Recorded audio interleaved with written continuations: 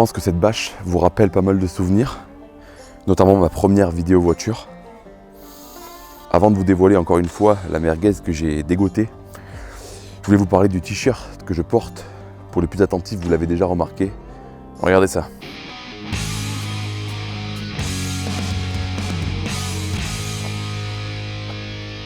Projet slipper de guerre. Le t-shirt pour soutenir le projet, ça y est, c'est enfin disponible. Je suis très content parce qu'il est de très bonne qualité. Le t-shirt est fabriqué à Sifour-les-Plages et il est imprimé à Sanary-sur-Mer. Un t-shirt qui sent le soleil. Et si vous voulez m'aider pour le projet slipper de guerre, je peux vous proposer ce t-shirt en précommande directement sur mon site. Je vous mets le lien en description. À nous deux. Il y en a beaucoup qui vont détester cette voiture, d'autres qui vont l'adorer. Malheureusement, on ne peut pas plaire à tout le monde, comme on dit. Il ne faut pas oublier que je suis novice en mécanique auto, que je découvre les marques automobiles. Du coup, cette marque de voiture sous la bâche, je ne l'ai jamais touchée de ma vie. Donc on va découvrir ça ensemble. Si je me rends compte avec le temps que j'adore, alors j'hésiterai pas à vous le dire. Par contre, si je déteste cette voiture, j'hésiterai pas à la virer non plus.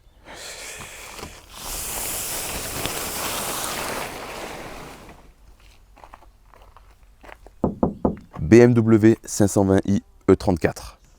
Voilà, pour ceux qui ne connaissent pas bien, c'est un moteur 6 cylindres 2 litres, 24 soupapes, de 150 chevaux, non Vanos. Le système Vanos, on m'a expliqué vaguement ce que c'était. C'est une sorte de système de cam variable, un peu style VTEC sur les Honda Civic, tout ça. Si je tourne cet épisode aujourd'hui, c'est que j'avais très peu de temps pour travailler sur le slipper de guerre. Voilà, et ça fait du bien aussi de couper un petit peu, de passer à autre chose. Ça permet de se remettre un peu les idées claires. Cet épisode, je vais le tourner sur 2 jours. Le but, à la fin de cette vidéo, c'est de l'avoir vidée parce que vous allez voir, elle est pleine de trucs.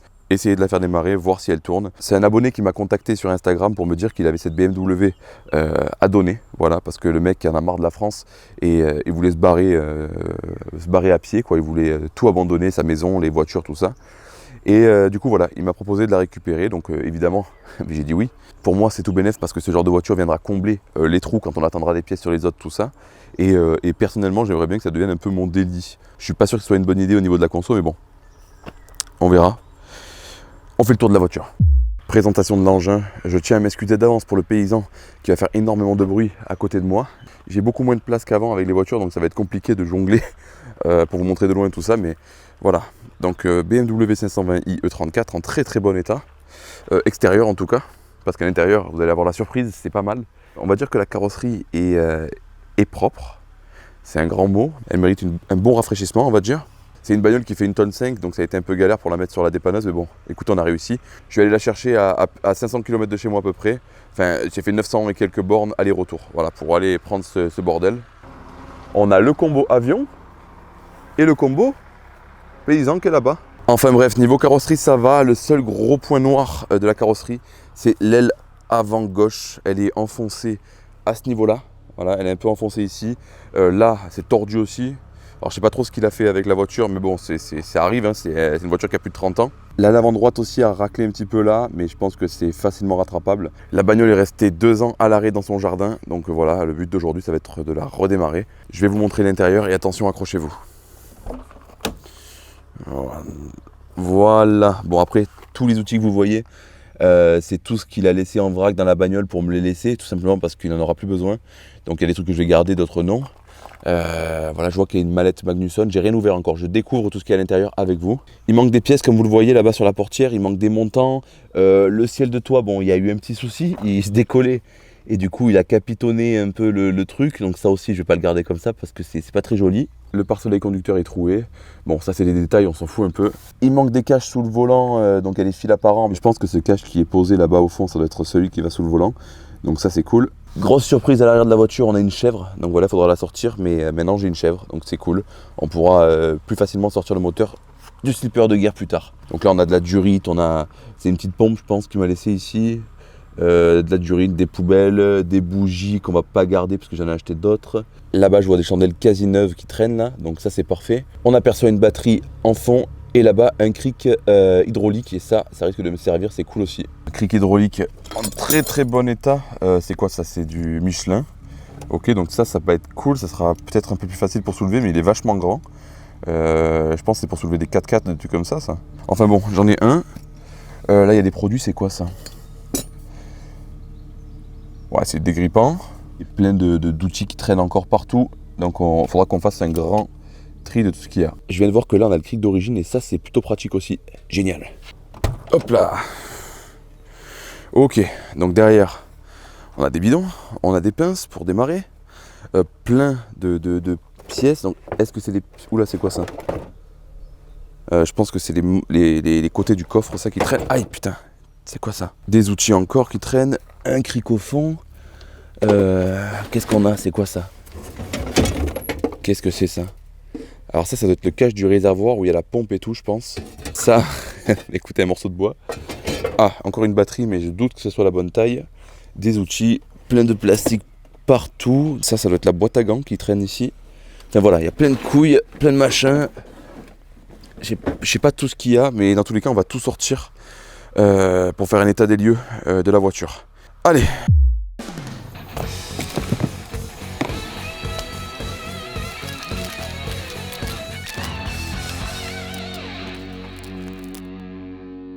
Il faut que je vous montre un truc improbable qui vient de se passer.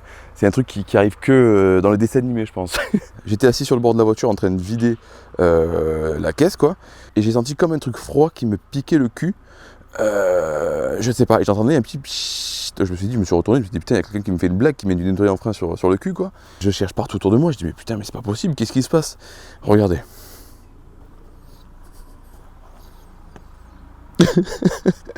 En fait, il a basculé, il s'est bloqué contre la voiture et en m'asseyant sur le bord de la bagnole, ça le faisait fonctionner. Si vous voulez, ça faisait dans mon cul. On reprend. Voilà, j'ai tout sorti de la voiture. Bon, il y a du taf, hein, je vous le dis, il y a vraiment du taf. Je vais vous montrer la partie conducteur déjà.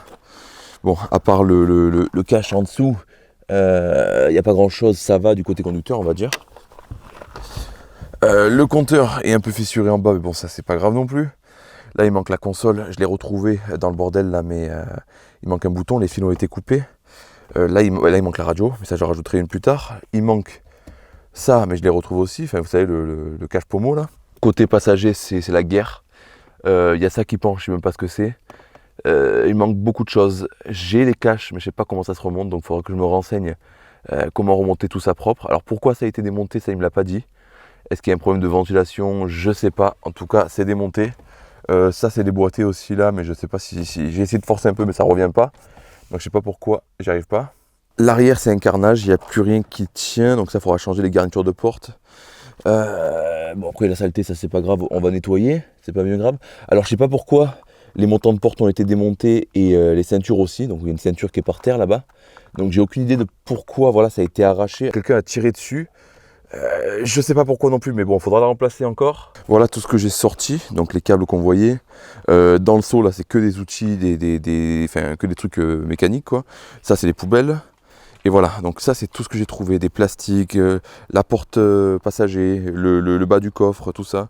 Les repose-têtes, voilà, tout ce que j'ai retrouvé, les vis, tout ça. Dans ce sachet qui a trop pris le soleil apparemment, ben, y a une ceinture, des trucs aussi qui traînent. Voilà, et la chèvre du coup que j'ai sorti aussi qui est là, avec ses roulettes et le cric hydraulique. Voilà, donc le coffre il est en bon état, il n'y a pas de point de rouille. En tout cas pas de point de rouille apparent, on va dire. Voilà, donc ça a l'air propre en tout cas. À part les trucs cassés, ça a l'air plutôt propre à l'intérieur, c'est nickel.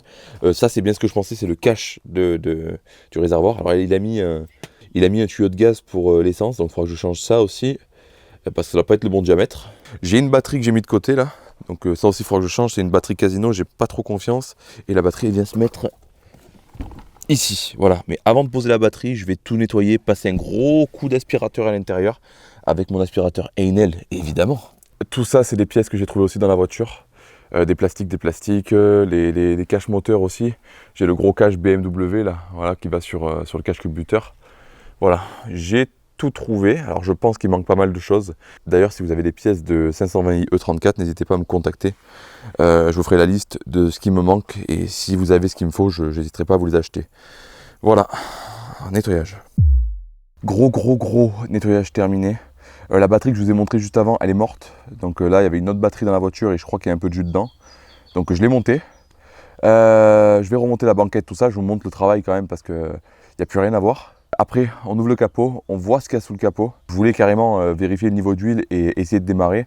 Mais en fouillant dans la voiture, j'ai trouvé une boîte de bougies avec une bougie manquante dedans. Et c'est pas le bon modèle de bougie. Donc j'ai peur que l'ancien propriétaire, du coup, ait monté une mauvaise bougie avec un culot trop long ou quoi. J'ai vraiment peur de ça. J'espère que c'est le bon filetage aussi, parce que si la culasse est foirée, ben c'est poubelle quoi. Enfin poubelle, la culasse. Mais ça me ferait bien chier pour commencer l'aventure avec cette voiture de devoir changer la culasse quoi. Bon, je vous montre ce que j'ai fait et on ouvre le capot. Bon, alors, inspection des lieux. Voilà.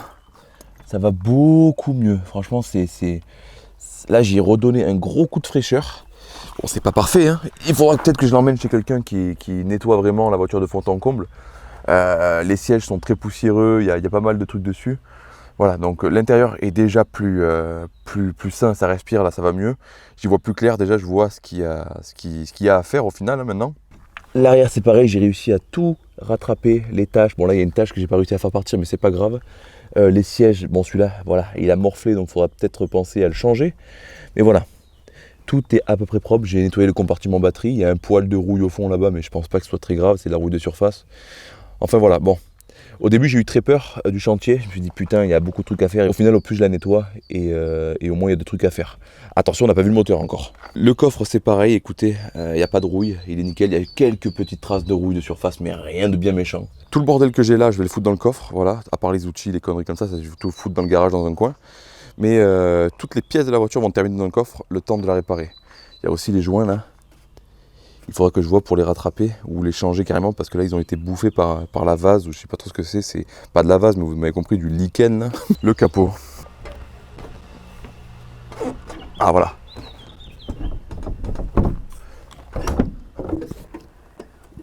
Ok. Il y a du taf. Il y a du taf. Voilà l'engin. Bon, il n'y a pas les caches sur le moteur. Ils sont sur la voiture. Là ce que j'ai remarqué direct, c'est qu'il y a le cache-cubuteur qui fuit. Voilà, donc ça c'est un peu la maladie, j'ai vu avec mon pote avec qui je suis allé la chercher, ça a tendance à fuir. Il y a ça qui traîne là, bon on verra où ça va ça. Hop, tout ce qui est calculateur, fusible, etc. je suppose, relais. Là le but ça va être du coup de démonter les bobines, changer les bougies, mettre les bougies neuves que j'ai achetées, voir ce que ça donne. Voilà. J'ai aussi commandé le filtre à huile et l'huile bien sûr. J'ai pas trouvé le filtre à air, il faut que je le commande à part, mais bon, ce sera déjà une bonne étape pour essayer de la démarrer. Et apparemment, d'après ce que j'ai compris, il y aurait souvent des maladies au niveau des bobines. Donc si ça marche pas avec les nouvelles bougies, il faudra peut-être se pencher sur les bobines. Enfin, j'en sais rien, on va voir. On change les bougies, on vérifie le niveau d'huile et on tente un démarrage. Allez, on démonte tout.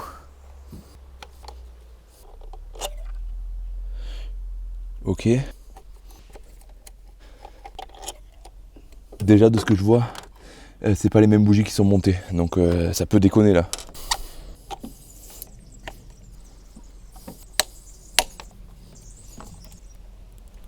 Alors sur quoi on va tomber?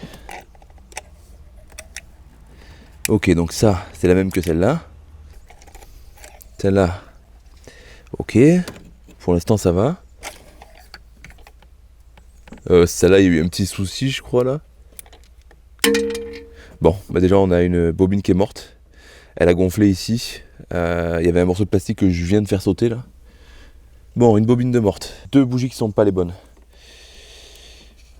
Alors je sais pas, dites-moi dans les commentaires si c'est normal ça. Mais moi ça me paraît pas du tout normal. Il y a des morceaux de plastique qui ont fondu sous les bobines. Alors est-ce que c'est des bobines de merde? Ben non, parce que c'est des Bosch, donc ça devrait pas être de la merde. Mais on dirait que les bobines ont fondu en fait. Bon, je vais démonter les bougies, on voit ce qui se cache dessous.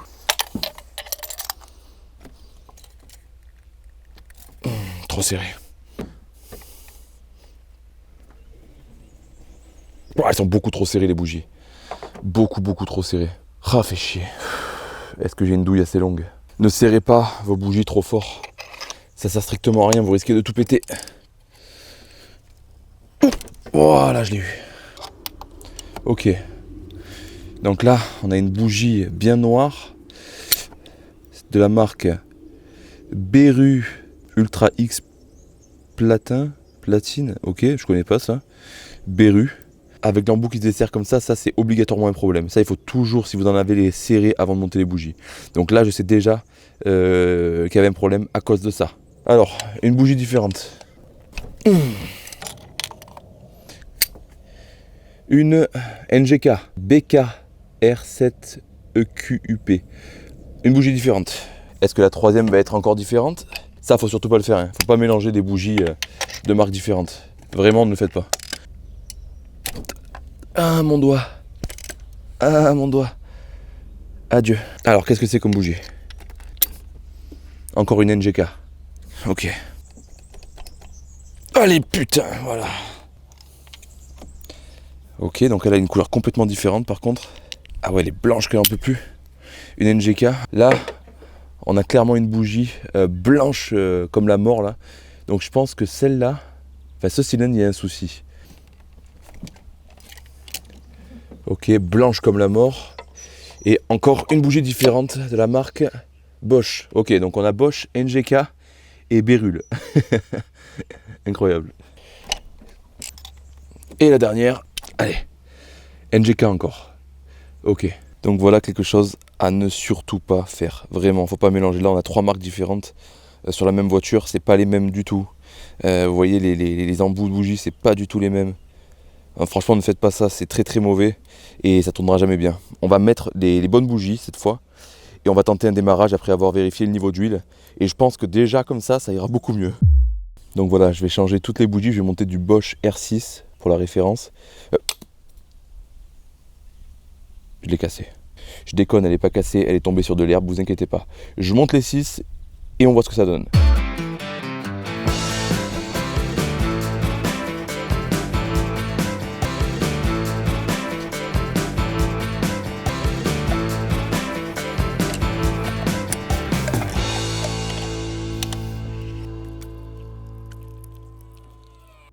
Mes bougies sont remontées. Elle en avait bien besoin. On va voir le niveau d'huile. Le niveau est parfait, mais dans tous les cas, on fera une vidange si elle démarre. Avant de faire la vidange, avant de tout faire, je préférais voir si elle démarre pour voir si je m'en occupe de suite ou si je verrai plus tard.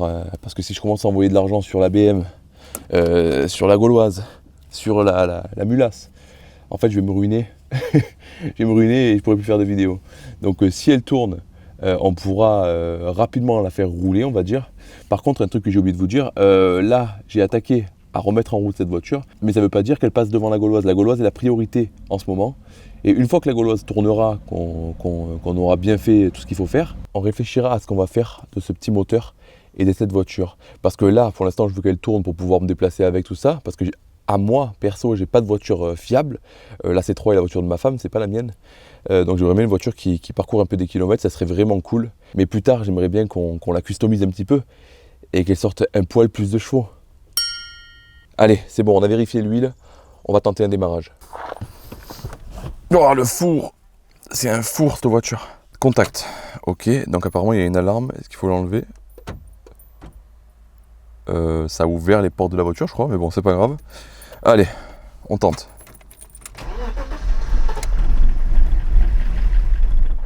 Ok, elle a failli démarrer.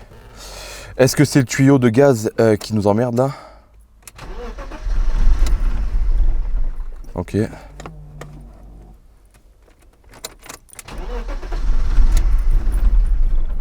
Ok, donc je pense qu'il y a un problème de bobine.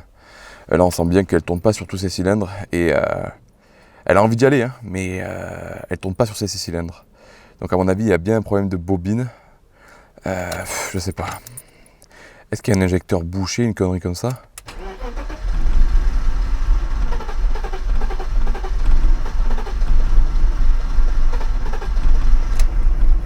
Elle a envie d'y aller, hein.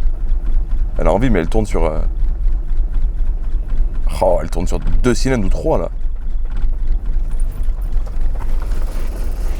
Ah, clairement, elle tourne pas tout... Bon, bah la calée. Elle tourne pas sur ses 6 cylindres, fait chier. À mon avis, on est bon pour les bobines. Yes, trop cool. Déjà, bon, si vous avez vu, elle veut y aller. Le moteur tourne, il tourne plutôt bien. J'ai l'impression que les compressions sont pas mal. J'ai pas l'impression que ça tourne irrégulier. Bon, dans tous les cas, j'ai pas les bobines, je peux pas avancer. On verra demain.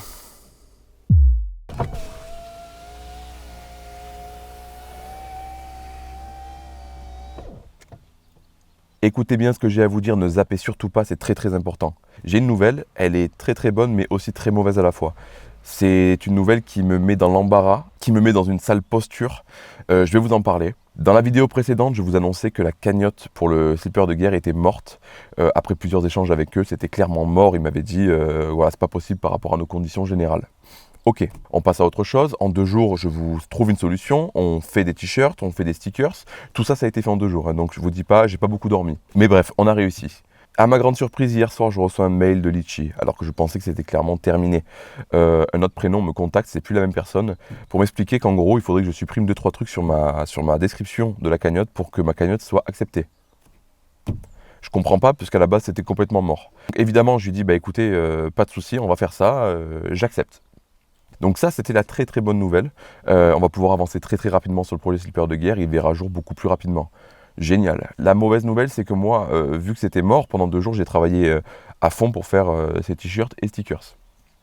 D'ailleurs, je remercie encore toutes les personnes qui s'en sont occupées et ils ont été excellents. Mais ce qui me met dans une situation très délicate et dans l'embarras le plus total, on va dire, c'est que beaucoup de personnes ont commandé ces t-shirts et stickers en pensant être remboursés de la cagnotte, ce qui devait être fait à la base.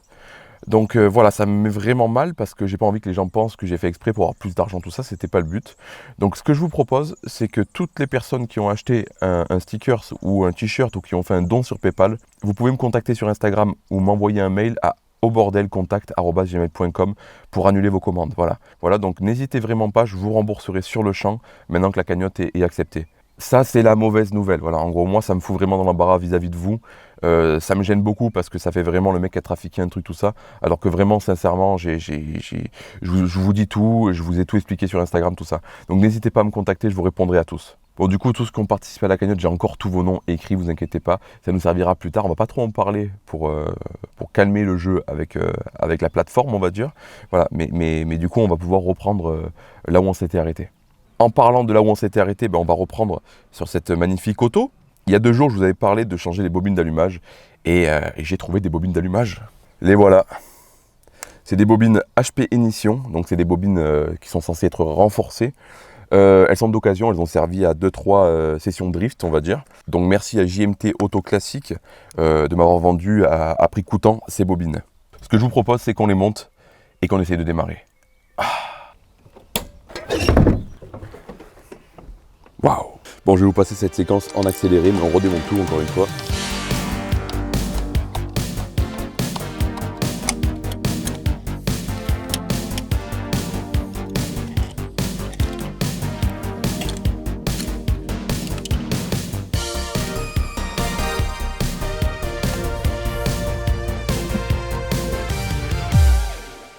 Bon voilà, ça y est, c'est remonté. C'est beaucoup plus joli à regarder déjà. Le cache culbuteur est un peu dégueu, mais franchement, ça fait sport, quoi. Ça fait... Pourvu que ça démarre, sinon je vais parler pour rien. On tente. Allez. Bon coup de stress.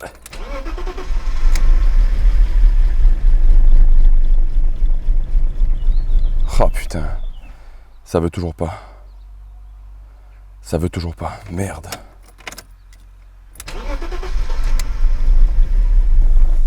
Est-ce qu'il faut qu'elle se réveille un peu peut-être?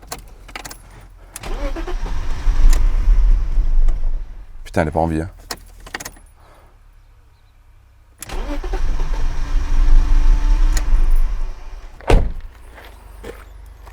Bon, ça veut toujours pas.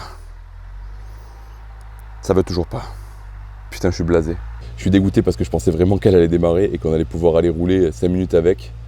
Putain. Alors, est-ce qu'il faut que je regarde débitmètre, capteur PMH peut-être aussi? Je sais pas.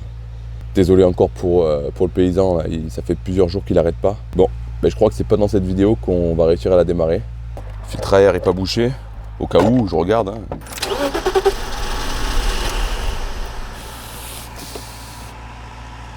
Oh merde!